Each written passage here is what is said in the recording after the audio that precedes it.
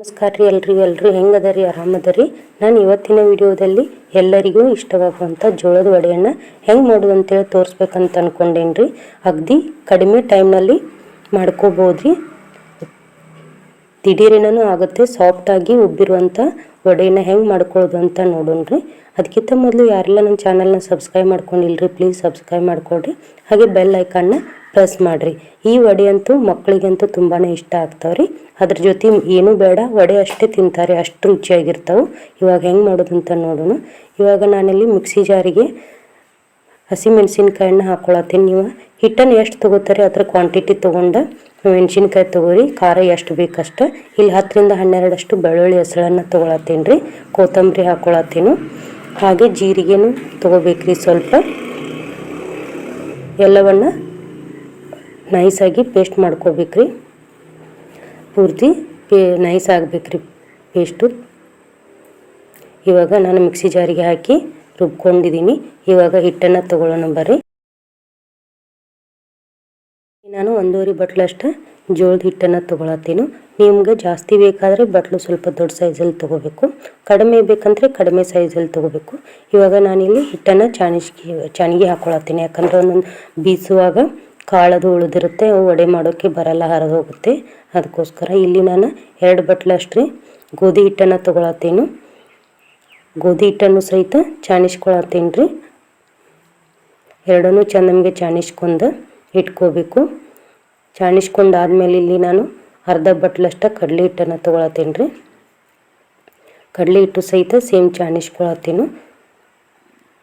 ದಿಢೀರ್ನೇ ಮಾಡ್ಕೋಬೋದ್ರಿ. ಹಿಟ್ಟಷ್ಟು ಒಂದು 15ರಿಂದ 20 ನಿಮಿಷ ನೆನೆದ್ರೆ ಆಯಿತು. ಹಿಟ್ಟು ನೆನೀತು, ಎಣ್ಣೆ ಕಾಯಿತು ಅಂದರೆ ವಡೆ ಮಾಡೋದೇನು ಭಾಳ ಹೊತ್ತಾಗಂಗಿಲ್ಲ ರೀ. ಕಡಿಮೆ ಟೈಮಲ್ಲಿನೇ ಮಾಡ್ಕೋಬೋದು. ಇವಾಗ ಎಲ್ಲವನ್ನು ಚೆನ್ನಾಗಿ ಚಾಣಿಸ್ಕೊಂಡೇನು ನಾವೇನು ರುಬ್ಬಿಟ್ಕೊಂಡಿದ್ವಲ್ರಿ ಅದನ್ನು ಹಸಿಮೆಣಸಿನ್ಕಾಯಿ ಪೇಸ್ಟನ್ನು ಹಿಟ್ಟಿನೊಳಗೆ ಹಾಕಿ ಮಿಕ್ಸ್ ಮಾಡ್ಕೋಬೇಕ್ರಿ ಎಲ್ಲನೂ. ಇವಾಗ ನಾನು ಅದಕ್ಕೆ 3ರಿಂದ 4 ಸ್ಪೂನಷ್ಟು ಬಿಳಿ ಎಳ್ಳನ್ನು ತೊಗೊಂಡೇನು. ಆಮೇಲೆ 1/2 ಸ್ಪೂನಷ್ಟು ಅಜ್ವಾನ್ ಕಾಳು ಅಂದರೆ ಓಮ್ ಕಾಳನ್ನು ತೊಗೊಂಡು ಅದನ್ನು ಕೈಯಿಂದ ತಿಕ್ಕಿ ಹಾಕ್ಕೊಳತ್ತೀನಿ ರೀ. ಸ್ವಲ್ಪ ಅರಿಶಿನ ಪುಡಿ ಹಾಕ್ಕೋಬೇಕು. ಅರಿಶಿನ ಪುಡಿ ಹಾಕೋದ್ರಿಂದ ಕಲರ್ ಚೆನ್ನಾಗಿ ಬರುತ್ತೆ. ಹಾಗೆ ರುಚಿಗೆ ತಕ್ಕಷ್ಟು ಉಪ್ಪನ್ನು ತೊಗೊಳತ್ತೀನಿ ರೀ. ಉಪ್ಪು ಒಂಚೂರು ಜಾಸ್ತಿ ಇರಬೇಕಂದ್ರೆ ಎಣ್ಣೆಯಲ್ಲಿ ಕರೆದ್ರೆ ಉಪ್ಪಿನ ಅಂಶ ಹೋಗಿಬಿಡುತ್ತೆ. ಅದಕ್ಕೋಸ್ಕರ ಇವಾಗ ಅರಿಶಿನ ಪುಡಿ ಹಾಕ್ಕೊಂಡೆ ಎಲ್ಲವನ್ನು ಚೆನ್ನಾಗಿ ಕೈಯಿಂದನೇ ಮಿಕ್ಸ್ ಮಾಡ್ಕೋಬೇಕ್ರಿ. ಸ್ವಲ್ಪ ಸ್ವಲ್ಪ ನೀರನ್ನು ಹಾಕೋತಾ ನಾದ್ಕೋಬೇಕು. ಮೊದಲು ಎಲ್ಲವನ್ನು ಚೆನ್ನಾಗಿ ಮಿಕ್ಸ್ ಮಾಡ್ಕೋರಿ. ಯಾಕಂದ್ರೆ ಒಂದು ಕಡೆ ಖಾರ ಉಳಿಯುತ್ತೆ, ಒಂದು ಕಡೆ ಉಪ್ಪು ಉಳಿಯುತ್ತೆ, ಈ ಥರ ಆಗುತ್ತೆ ರೀ. ಅದಕ್ಕೆ ಮೊದಲು ಎಲ್ಲವನ್ನು ಚೆನ್ನಾಗಿ ಮಿಕ್ಸ್ ಮಾಡ್ಕೋಬೇಕ್ರಿ. ಎಲ್ಲವನ್ನು ಚೆನ್ನಾಗಿ ಮಿಕ್ಸ್ ಮಾಡ್ಕೊಂಡ್ಮೇಲೆ ಸ್ವಲ್ಪ ನೀರನ್ನು ಹಾಕೋತಾ ಹಿಟ್ಟನ್ನು ಗಟ್ಟಿಯಾಗಿ ನಾದ್ಕೋಬೇಕು. ಪೂರ್ತಿ ತೆಳು ಆಗಬಾರ್ದು, ಪೂರ್ತಿ ಗಟ್ಟಿನೂ ಆಗಬಾರ್ದು ರೀ. ಅದಕ್ಕನ್ನು ನಾದ್ಕೋಬೇಕ್ರಿ. ನಾವು ಎಷ್ಟು ಕರೆಕ್ಟಾಗಿ ನಾದ್ಕೋತೇವಲ್ರಿ ಅಷ್ಟು ವಡೆ ಉಬ್ಬಿ ಬರ್ತಾವ್ರಿ. ಇವಾಗ ನಾನು ಎಲ್ಲವನ್ನು ಚೆನ್ನಾಗಿ ಮಿಕ್ಸ್ ಮಾಡ್ಕೊಂಡೇನಿ ರೀ. ಸ್ವಲ್ಪ ನೀರು ಹಾಕೋತಾ ನಾದ್ಕೊಳತ್ತೀನಿ ರೀ. ನೀವು ಹೆಂಗೆ ಮಾಡ್ತೀರಿ ವಡೆನ, ಅಥವಾ ನಿಮ್ಗೆ ಯಾವ ಥರ ವಡೆ ಇಷ್ಟ, ಉದ್ದಿನ ವಡೆ ಇಷ್ಟನಾ, ಜೋಳದ ವಡೆ ಇಷ್ಟನಾ, ಯಾವ ಥರ ವಡೆ ಇಷ್ಟ ಅಂತ ನನಗೆ ಕಮೆಂಟ್ ಬಾಕ್ಸ್ನಲ್ಲಿ ತಿಳಿಸ್ರಿ. ಇವಾಗ ನಾನು ನಾದ್ಕೊಂಡೇನು ಅದನ್ನು ಸ್ವಲ್ಪ ಹದಕ್ಕೆ ಬರೋ ಹಾಗೆ ಸ್ವಲ್ಪ ನೀರಿಂದ ಕೈಯನ್ನು ಹಚ್ಚಿ ಮಿಜ್ಕೊಂಡ್ರೆ ಹಿಟ್ಟು ನಾದ್ಕೊಂಡಿದ್ದು ರೆಡಿ ಆಗುತ್ತೆ. ಹಿಟ್ಟು ನಾದ್ಕೊಂಡ್ಮೇಲೆ ಅದನ್ನು ಒಂದು 10ರಿಂದ 15 ನಿಮಿಷ ನೆನೆದ್ರೆ ಸಾಕು. ಯಾಕಂದರೆ ಹಿಟ್ಟು ಜಾಸ್ತಿ ಏನು ನೆನೆಯೋದು ಬೇಕಾಗಲ್ಲ. ನಾವಿನ್ನು ಗಿರ್ನಿಯಲ್ಲಿ ಜೋಳ, ಗೋಧಿ ಮತ್ತು ಕಡಲೆಬೇಳೆ ಈ ಥರನಾಗಿ ಗಿರ್ನಿಗೆ ಹಾಕ್ಸಕ್ಕೆ ಕೊಟ್ಟಿರ್ತೀವಿ ರೀ. ಅದಾದರೆ ಒಂದು ಅರ್ಧ ಗಂಟೆಯಿಂದ 1 ಗಂಟೆವರೆಗೂ ನೆನಿಬೇಕಾಗುತ್ತೆ. ಇವಾಗ ಹಿಟ್ಟು ನಾದಿದ್ದು ಮುಗೀತು. ಅದರ ಮೇಲೆ ಒಂದು ಪ್ಲೇಟ್ ಮುಚ್ಚಿ ಒಂದು 15ರಿಂದ 20 ನಿಮಿಷದಷ್ಟು ನೆನೆಯಾಕ ಬಿಡ್ತೀನಿ ರೀ. ಇವಾಗ ಹಿಟ್ಟು ಸಹಿತ ನೆನೆದೈತ್ರಿ. 15ರಿಂದ 20 ನಿಮಿಷ ಆಯಿತು. ಸಣ್ಣ ಪುರಿ ಆಕಾರಕ್ಕೆ ಉಳ್ಳಿಗಳನ್ನು ಮಾಡ್ಕೋಬೇಕ್ರಿ. ಈಗ ನಾನು ತೋರ್ಸತ್ತೀನಲ್ಲ ಅಷ್ಟು ಸೈಜ್ ಆದರೂ ನಡೆಯುತ್ತೆ. ಇದಕ್ಕೆ ಚಿಕ್ಕ ಸೈಜ್ ಆದರೂ ಮಾಡ್ಕೋಬೋದು.